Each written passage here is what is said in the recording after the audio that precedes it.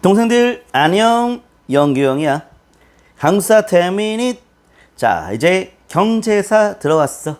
야, 정치사가 전체의 절반 이상을 차지해. 거의 60% 정도를 차지해. 그런데 이제 이 전근대사의 정치사를 다 끝냈고 이제는 경제사 들어왔어. 자, 경제사는 뭐니 뭐니 해도 학습 방식에 있어서 제일 중요한 것 중에 하나가 용어에 대한 이해가 먼저 중요해. 용어에 대한 이해. 그리고 이 용어가 그리고 이 경제적 상황이 어느 시대인지 시대를 연결하는 게 매우 중요해. 그렇게 초점을 좀 맞춰서 학습하는 게 중요할 것 같고, 그리고 내가 선호하는 방식은 시대별로 이렇게 경제사를 나누는 것보다도 특정 주제를 갖고서 나누는 것을 더 선호하게 돼. 왜냐하면 시험제가 이렇게 특정 주제에 따라서 이 전후 관계를 묻는, 비교하는 그런 문제가 중심이 되기 때문에 그런 거야. 자, 본격적으로 토지제도 시작해 보도록 할게. 자, 토지제도는 먼저 국가한테 세금을 납부하는 그러한 개념이 있어. 자, 세금이라고 하는 것 바로 조세라고 할 수 있겠지. 조세, 토지세. 이 조세, 토지세는 토지 소유주만 바로 이렇게 국가한테 세금을 내는 거야. 자영농 지주가 바로 토지를 갖고 있기 때문에 10분의 1의 조세를 내는 것이지.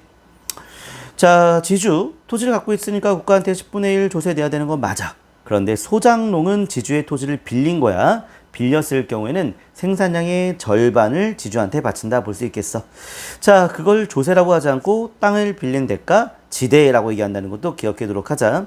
그래서 지주전호제라고 하는 것은 바로 소유권을 바탕으로, 지주가 갖고 있는 토지의 소유권을 바탕으로 그 토지를 빌려주는 개념이라 볼 수 있겠어.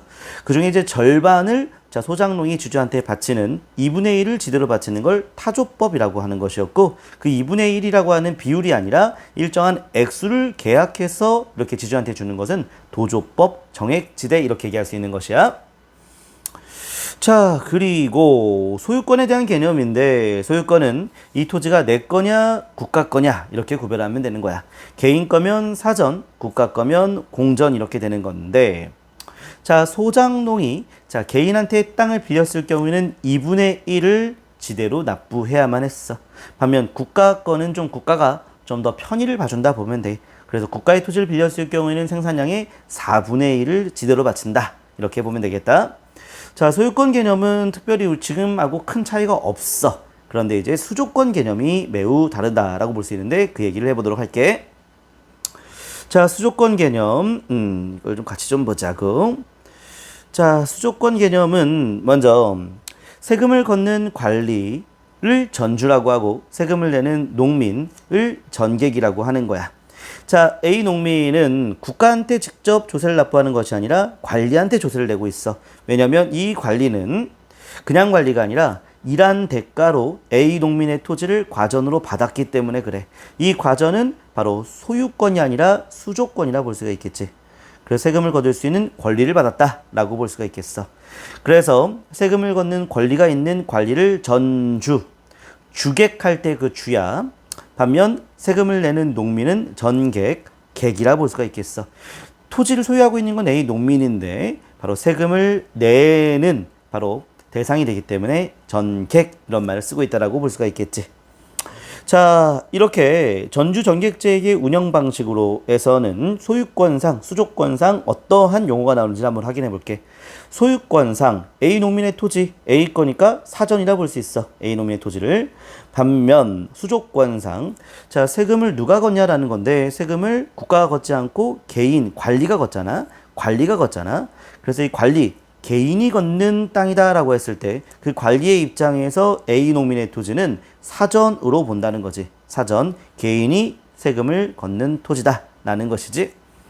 반면 국가가 직접 농민의 세금을 걷었을 때 B 농민의 경우는 직접 국가가 세금을 걷고 있다고 볼 수 있겠어. 어쨌든 B 농민의 토지 본인 거니까 소유권상으로는 사전이라 얘기할 수 있겠어. 그런데 세금을 국가가 걷잖아. 그래서 국가 입장에서 B 농민의 토지는 공전이라 부른다는 거야. 국가가 세금을 걷는 국가 수조지이기 때문에. 자, 그런데 우리가 이제 앞으로 토지제도를 쭉쭉 다룰 텐데 그 토지제도는 바로 수조권상 사전에 적용되는 경우가 거의 대부분이라 볼 수가 있겠어. 다시 말하면 관리가 그냥 관리가 아니라 세금을 걷는 관리였다라고 볼 수가 있겠지. 그 내용을 이제 본격적으로 살펴보도록 할게. 자, 고대의 토지제도가 되겠어. 먼저 읍으로 끝나는 명칭들이 좀 많이 나오네. 읍은 음락에 있는 모든 것들을 다 증발할 수 있다는 내용이어서 자, 바로 귀족들의 특권이 보장되는 것이지. 조세도 거둘 수 있고 노동력도 증발할 수 있고 곡물도 증발할 수 있고 이걸 전문 용어로 조, 용, 조를 거뒀다 이런 얘기를 하는 거야. 자, 반면 관료전은 그냥 조세만 걷는 거지. 조세만 걷고 있다 이렇게 얘기할 수 있어. 그 차이 좀 확인할 수 있겠고. 자, 또 노급과 시급의 지급 대상 차이를 좀 구별해야겠지. 자, 바로 시급은 공신과 왕족한테 군공을 세운 자들한테 주는 것이었는데 반면 노급은 일반 귀족 관리한테 주는 거라 볼 수가 있겠어. 자, 신문왕 때는 왕권이 그만큼 높아졌기 때문에 노급을 폐지하긴 했지만 시급을 완전히 폐지하진 않았고 시급은 좀 제한했다 볼 수 있겠지. 자, 귀족의 지위가 다시 높아졌던 신라 중대 마렵 경동왕 때 노급이 다시 부활한 것도 좀 기억하고 노급은 고려 초에 없어졌지만 자, 시급 같은 경우는 고려 때도 쭉 지속되었다 볼 수 있어. 최충원이 진주 지방을 시급으로 받았던 사례가 있었으니까 조선 가면서 없어졌다라고 볼 수가 있겠네.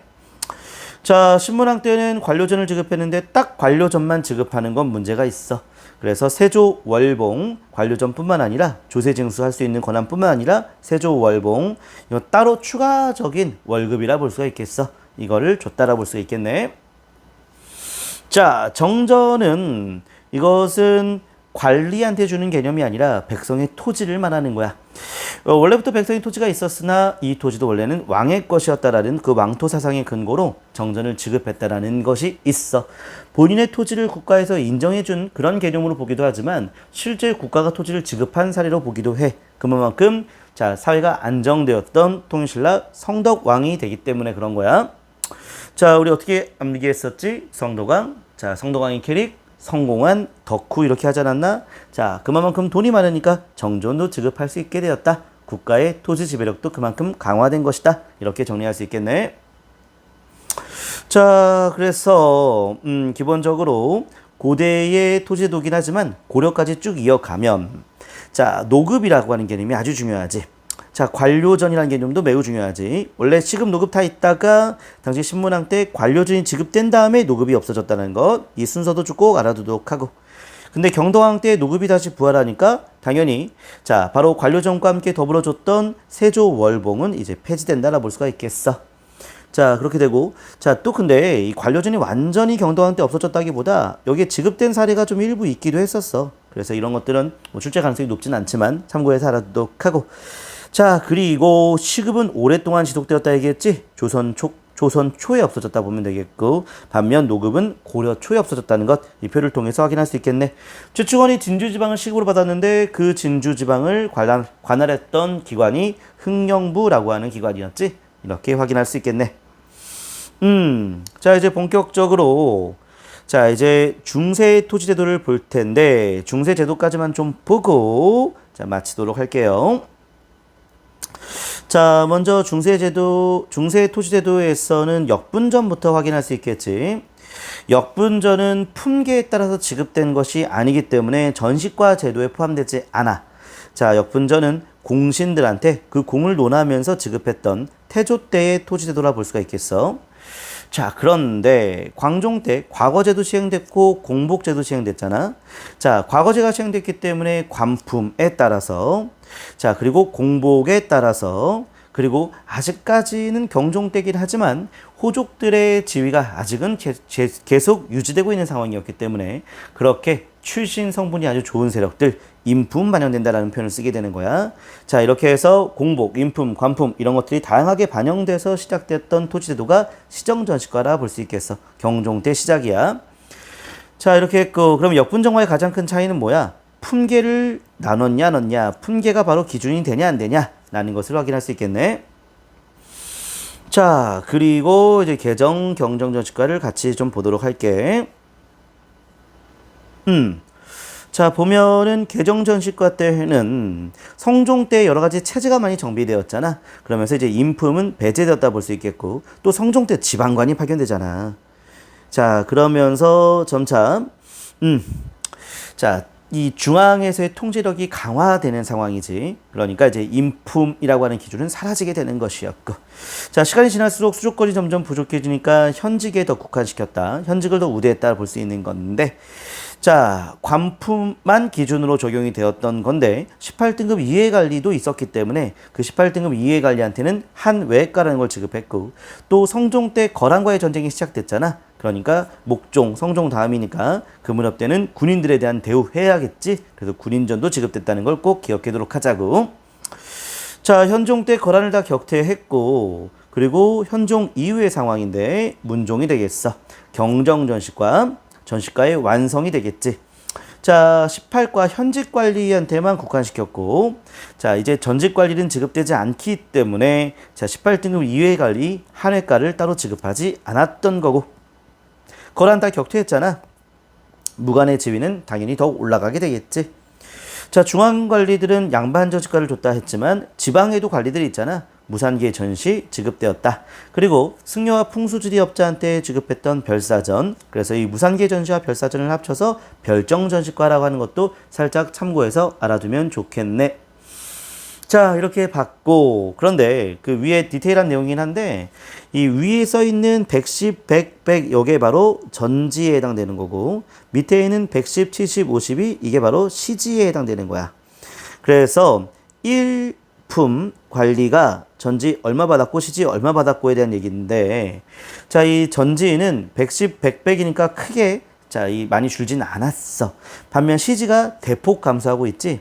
110, 70, 50. 아, 예전에 엄청나게 어렵게 나왔을 때는 요 시지의 숫자만 갖고서 시정인지 계정인지 경정인지 묻는 문제가 나오는데 요즘 트렌드의 문제는 아니긴 해. 어쨌든 시지 감소율이 훨씬 더 높았다라고 볼 수 있는데 시지 감소율이 높았던 이유는 자, 시지가 점차 개간되기 때문에 그렇다라고 볼 수가 있겠어. 자, 이렇게 확인해 봤고 그 다음에 고려 말의 상황으로 가보면 고려 후기 때 무신들이 전시과를 붕괴시켜 버렸지. 대농장을 소유하면서 전시과 붕괴, 공무원 월급 제도가 붕괴되었다 볼 수가 있겠어. 자, 그런데 개경 환도 이후부터는 현직 관리한테는 좀 대우해야 되겠잖아.